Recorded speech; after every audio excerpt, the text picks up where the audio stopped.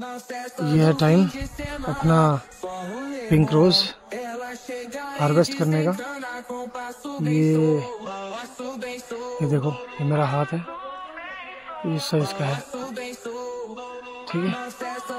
ये देखो, ये क्रैक भी होने लगा है, तो इसका मतलब ये हार्वेस्टिंग के लिए तैयार है।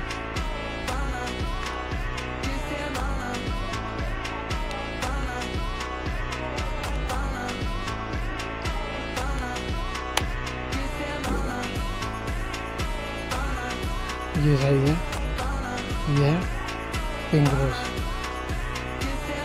हार्वेस्टिंग। पेटल्स देखो, इसके कलर देखो।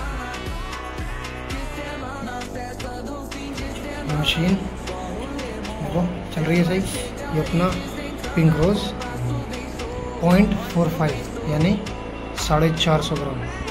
फिर हटाओ, ये 0.45 450 ग्राम। ऐसे कट करेंगे हम।